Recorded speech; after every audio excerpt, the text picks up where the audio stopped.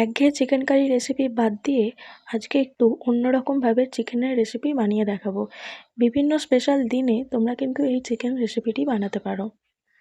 এই চিকেনটি যে কোনো পরোটা, নান, ফ্রাইড রাইসের সাথে দারুণভাবে যাবে। প্রথমে 300 গ্রাম চিকেনে 100 গ্রাম টক দই ও দু দু টেবিল চামচ মতো আদা রসুন বাটা,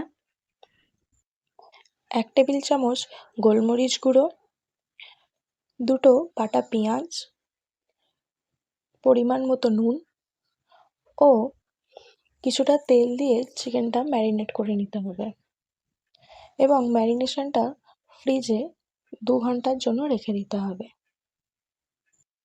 তার কারণ ফ্রিজে রাখলে চিকেনটি ভালো করে সেট হবে এবং চিকেনটির ভেতরে মশলাগুলো ঢুকলে চিকেনটি জুসি ও টেন্ডার হবে। 2 ঘন্টা পর চিকেনটি ফ্রিজ থেকে বের করে কিছুটা সময় বাইরে রেখে দিতে হবে যাতে ঠান্ডা ভাবটা কেটে যায়।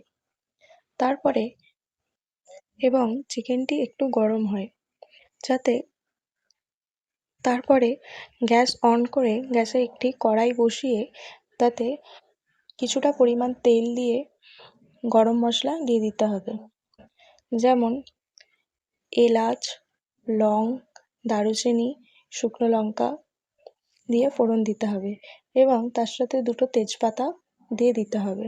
দিয়ে কিছুটা নেড়ে হালকা ভাজা হয়ে আসা পর্যন্ত ওটা লাল করে নিতে হবে। তারপরে ওতে চিকেনের যে ম্যারিনেশনটা আমরা করে রেখেছিলাম সেটা দিয়ে ভালো করে নেড়ে নিতে হবে।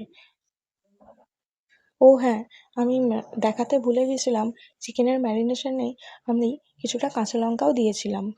ওটা ভালো হালকা ভাজা হয়ে এলে তারপর ওতে ওই যে বাটিতে আমরা চিকেন ম্যারিনেশনটা করে রেখেছিলাম সেটাতেই জল বুলিয়ে আমরা ওই চিকেনের কড়াইটাতে দিয়ে চিকেনটা হালকা ফুটে আসা পর্যন্ত রাখবো যাতে চিকেনটা সেদ্ধ হয়ে আসে। চিকেনটা পুরোপুরি সেদ্ধ হওয়া না পর্যন্ত আমরা ঢাকা দিয়ে চিকেনটা সিদ্ধ করে নেব এবং তখন গ্যাসের ফ্লেম লো থাকবে। কিছুক্ষণ পরপরই ঢাকনা খুলে চিকেনটি ভালো করে নেড়ে সেদ্ধ করতে হবে এবং চিকেনে ওই জলটা ছাড়া আর কোনো জল এখন ইউজ হবে না। চিকেন থেকে যে জলটি বেরোবে সেই জলটা দিয়েই পুরো চিকেনটা সিদ্ধ হবে। হালকা সিদ্ধ হয়ে আসার পরেই ওতে কিছুটা পরিমাণ লাল কাশ্মীরি গুঁড়ো দিয়ে দিতে হবে এবং সেটি দিয়ে আবার কিছুটা নেড়ে নিয়ে হালকা জল ফুটে আসা পর্যন্ত নেড়ে নিয়ে আবার চাপা লাগিয়ে দিয়ে ওটা নেড়ে নিতে হবে এবং তারপরে চাপা খুলে ওতে আমি কাজু বাদাম পোস্ত ও মগজদানা পেস্ট করে রেখেছিলাম এবং সেই পেস্টটি সেই চিকেনটাই দিয়ে ভালো করে নেড়ে নিতে হবে এবং ভালো করে নাড়তে নাড়তে যখন ওপরে তেল উঠে আসবে এবং যখন মনে হবে ভাজা ভাজা হয়ে আসছে তখন ওতে কিছুটা পরিমাণ কাসুরি মেথি দিয়ে আবার একটু ভেজে নিতে হবে এবং ভাজার পরে কিছুটা জল দিয়ে একটু ঝোল হওয়া পর্যন্ত ওয়েট করতে হবে এবং খেয়াল রাখবেন যাতে তলা না ধরে যায়। তলা ধরে গেলে কিন্তু চিকেনটা পোড়া পোড়া গন্ধ হয়ে যাবে এবং সেই স্বাদটা কিন্তু আর পাবেন না। মাঝে মাঝেই একটু নেড়ে দিতে হবে কারণ চিকেনে কিন্তু কাজু বাদাম দেওয়া হয়েছে।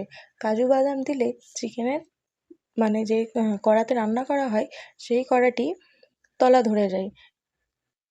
ও হ্যাঁ, ওপর থেকে কিন্তু একটু গরম মশলাও দিয়ে দেবেন। গরম মশলাটা দিয়ে আরও কিছুটা ভালো করে নেড়ে চেড়ে নিতে হবে। তারপরে আপনাদের যদি মনে হয় যে এতে ঝোল কম আছে দেন আপনারা একটু জল দিয়ে ফুটিয়ে নেবেন। আপনারা কিন্তু অবশ্যই এটি রান্না করবেন এবং রান্না করে আমাকে কিন্তু কমেন্ট করে জানাবেন কেমন হয়েছে। আপনারা কিন্তু পুরো রেসিপিটি কম আঁচে রান্না করবেন এবং চেষ্টা করবেন যাতে কম জল ব্যবহার করা যায়। বেশি জল দিলে কিন্তু চিকেনে সেই টেস্টটা আর পাবেন না। আপনারা চাইলে এতে এখন ঘি বা বাটারও দিতে পারেন, কিন্তু আমি এতে তেলটা অনেক বেশি দিয়েছি, সেই জন্য আর ঘি বা বাটার কিছুই দিলাম না। ঘি বা বাটার দিলে চিকেনের টেস্টই আরও বেশি আসবে। এরপর চিকেনটিতে কিছুটা কাসুরি মেথি দিয়ে গার্নিশিং করে রেখে দিতে হবে। এই পর্যায়ে কিন্তু চিকেনটি পুরোপুরিভাবে রান্না হয়ে গেছে। এখন কিন্তু চিকেনটি খাওয়া যাবে।